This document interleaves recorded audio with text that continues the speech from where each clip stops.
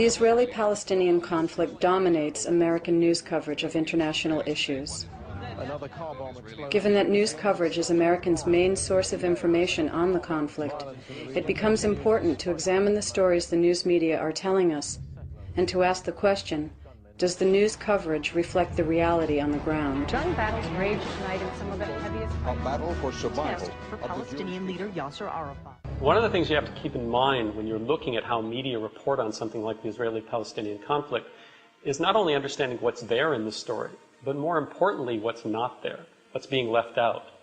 In that sense, absence is as vital as presence in terms of how people make sense of the story. Context is everything. The context that's often missing from the current reporting is that the Palestinian uprising is a revolt against a 34-year-long occupation. And if there's no occupation in the story, then the story doesn't really make sense, and the occupation is frequently missing. A typical TV news report, for example, on ABC News, will show dramatic pictures of these confrontations where Palestinians are confronting Israeli troops and the Israeli troops are responding. But Friday saw more clashes in Hebron between stone-throwing Palestinian youths and Israeli soldiers armed with For most tear Americans gas. who don't understand the history of the conflict, this is an example of riots that are going on where the authorities are taking measures to crack down. What's not mentioned is the fact that these confrontations are taking place on occupied territory, that the Israeli troops who are there are defending an occupation that doesn't have any international legitimacy, that's illegal. The American media, they are concentrating only on the deeds, on the violence, and not on the reasons, and not on the basic facts of occupation. Israeli troops were pelted with stones, and they responded with tear gas and rubber bullets. This is not presented as an army using its arsenal against young people who are largely unarmed and who are protesting because of the occupation, the siege, the total oppression of a whole nation. The lack of context is so dramatic that only 4% of the network news reports on the occupied West Bank and Gaza Strip mention that the West Bank and Gaza Strip are occupied. The Israeli military sends its troops into the occupied territories to defend what is considered an illegal occupation. And when the population there resists, Israel is presented as being under attack. Israel was responding to an attack today. Israel has beefed up forces following a Palestinian mortar attack. They don't present it as saying Israel is the aggressor, Israel is killing people on their own land, in their own homes as an occupier. But no, Israel is defending itself. To Sharon, the West Bank invasion is simple self-defense. The Israeli Prime Minister reiterated Israel's right to self-defense. Israel's basic posture is anything but defensive. Israel is the only country in the world right now which, in contravention to UN Security Council resolutions, maintains tens of thousands of heavily armed troops outside its borders in somebody else's country for the sole purpose of taking their land away from them and in the process forcing them to live under the worst form of tyranny imaginable, which is a foreign military dictatorship. The tanks, the gunships, the snipers, they are all on Palestinian land. And I don't see why they have to protect themselves on our land if they're occupying our land. That context is always missing. A crowd throwing stones and homemade stun grenades at the soldiers. The troops opening fire, killing 2 Palestinians and injuring... So even when Israel is busy murdering people in cold blood, it is always presented as part of the self-defense mechanism of Israel. When Israel in the occupied territories now claim that they have to defend themselves, they are defending themselves in the sense that any military occupier has to defend itself against the population they're crushing.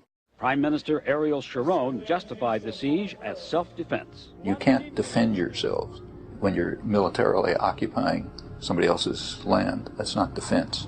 Call it what you like, it's not defense.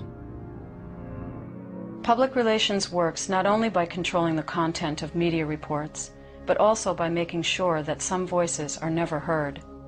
The marginalization of the Israeli peace movement in the American media is an example of how this works. It's been the point of view of the Israeli peace movement for years that the fundamental cause of the conflict is the Israeli occupation of Palestinian land and the settlement policies. But that view is considered in the United States something that's extremely marginal, and that you rarely see that view put forward in the American media. We, in the Women's Peace Camp in Israel, organized a mass vigil of women in black and a mass march through the streets of Jerusalem. 2,000 women strong, both Israelis and Palestinians. Can you picture that dramatic moment? 2,000 women dressed in black marching down the streets of Jerusalem to the walls of the Old City, where we hung banners from the walls of the Old City saying peace in 3 languages, Hebrew, Arabic, and English. And guess what? It didn't get into the media. That's not the kind of image that the media wants to create, because then all these images of Jews and Arabs working together, of Palestinians wanting peace, would create a kind of dissonance. It would contradict the message that the media has been giving us for years and years. Then how do you explain it? You can't explain it. The Israeli public relations machine knows that if the views and voices of Jews who disagree with its policies were to become public, it would be impossible to maintain the lie that any criticism of Israel is by definition anti-Semitic. In fact, the accusation of anti-Semitism has been Israel's most effective strategy in silencing dissent, and American journalists in particular have been targets of this tactic.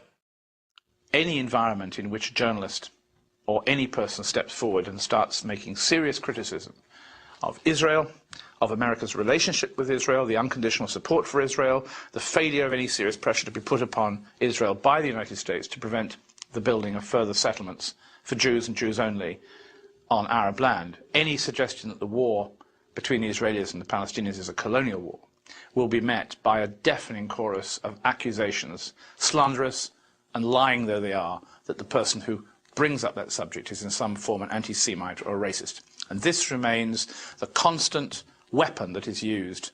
The fact that anti-Semitism is alive and well in the world today makes it all the more important to differentiate between real anti-Semitism that needs to be condemned and opposed in its own right, and its misuse as a PR strategy. Trying to scare people into silence by conflating any criticism of Israeli policies with anti-Semitism, in fact, detracts from the very real threat that anti-Semitism does pose. Because there are anti-Semites in the world, there are racists. And if this continued campaign of abuse against decent people, trying to shut them up by falsely accusing them of anti-Semitism continues, the word anti-Semitism will begin to become respectable. And that is a great danger. And then the really bad guys, and they're around, there are people who want to burn synagogues, just like there are people who want to burn mosques. They'll start coming into their own.